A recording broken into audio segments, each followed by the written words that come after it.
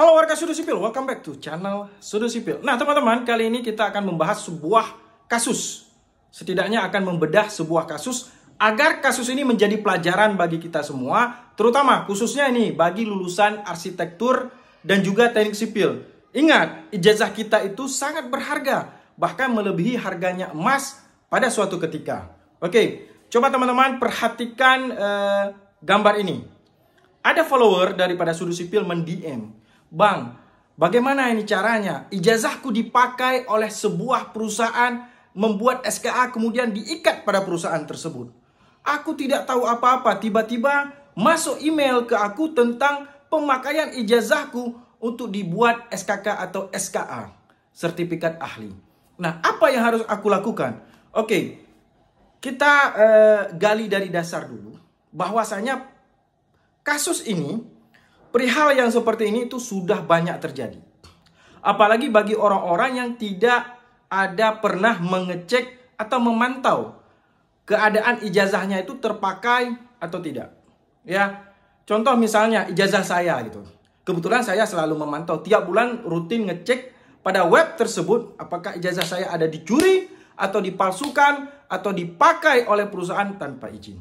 Jadi begini teman-teman, kenapa ijazah teknik sipil, kenapa ijazah arsitek itu dipakai oleh perusahaan dan saat ini menjadi barang yang sangat berharga?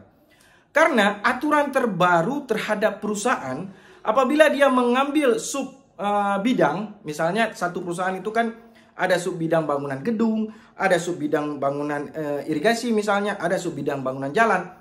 Jadi per sub bidang itu dia harus mempunyai seorang personil penanggung jawab teknisnya.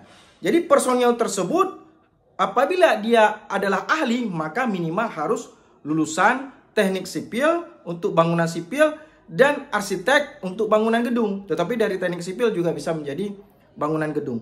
Nah, sehingga karena sebanyaknya perusahaan tentu kewalahan dalam mencari ijazah-ijazah yang mempunyai pengalaman untuk dijadikan personil teknisnya. Sehingga disinilah timbul oknum-oknum dalam rangka mencuri data, memasukkan data kadangkala untuk dijadikan penanggung jawab teknis tersebut tanpa seizin pemilik ijazah tersebut. Nah, seperti kejadian ini, seperti saya cerita di awal tadi. Nah, sekarang yang ingin saya sampaikan di sini, jangan sampai kita kejadian juga seperti itu.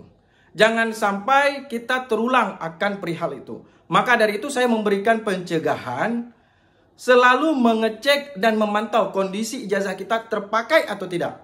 Terpakai seizin kita atau tidak. Nah, begini cara ceknya teman-teman. Pertama, teman-teman buka dulu websitenya untuk pengecekan status ijazah pemakaian untuk SKA kita. Pada website ini. Oke. Kemudian setelah kita masuk ke dalam website tersebut akan tampil halaman untuk pengetikan nama atau NIK. NIK itu nomor KTP. Saran saya gunakan nomor KTP kamu untuk searchingnya karena lebih cepat dan lebih tepat. Kalau nama kan banyak itu, satu Indonesia soalnya, ya kan? Nah, contohnya seperti ini. Saya masukkan NIK saya langsung keluar. Nah, keluarnya ini. Ya kan? Berarti saya sudah di PJT, saya sudah dipakai ijazah saya itu pada perusahaan ini, konsultan, pada sub bidang ada di dalamnya nanti.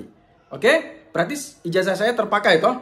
Nah, kebetulan yang memakainya itu adalah seizin saya. Dan kebetulan adalah perusahaan kita sendiri. Ya, itu berarti tidak disalahgunakan, tapi digunakan atas seizin yang punya, yaitu saya sendiri. Nah, kejadiannya kita balik. Apabila ijazah kamu misalnya keluar seperti ini, tetapi kamu tidak tahu menahu kapan kamu menjadi penanggung jawab teknis, kapan kamu menjadi personil bagian daripada perusahaan tersebut. Nah, berarti itu artinya ijazah kamu sudah dicuri datanya dan dipakai tanpa seizin kamu untuk dilekatkan pada perusahaan tersebut. Dan itu kriminal. Ya. Nah, terus solusinya bagaimana, Bang, kalau ijazah saya sudah terpakai gitu? Yang pertama, kamu hubungi kontak atau komunikasi dengan perusahaan pemakai tersebut. Mediasi, lakukan dialog secara langsung. "Bang, ini saya sudah mengalami kerugian atas pemakaian data saya termasuk ijazah, itu data negara tanpa seizin saya. Bagaimana ini atas ganti rugi. Apakah dibayar atau tidak dan segala macam itu tergantung negosiasi daripada kamu. Apabila tidak ada titik temu, malah tidak digubris, kamu somasi dan kemudian lanjut kepada pelaporan kepada pihak berwajib. Nanti biar pihak berwajib yang akan menindaklanjuti. Oke teman-teman ya, sekilas semoga ini bermanfaat. Panjang lebar pun nanti kacau pemahaman daripada teman-teman sekalian. Ada pertanyaan langsung komen aja di bawah ya, atau DM Sudut Sipil, nanti kita bahas. Dan bagi kamu yang lagi mengerjakan project apa itu pengawas atau pelaksana, saya punya data yang bisa membantu kamu file soft copy laporan teknis daripada si pelaksana teknis, bisa kamu dapat. Langsung saja kamu DM Sudut Sipil ya, tapi tidak free. Oke teman-teman, semoga ini bermanfaat. Sekali lagi, salam Sudut Sipil.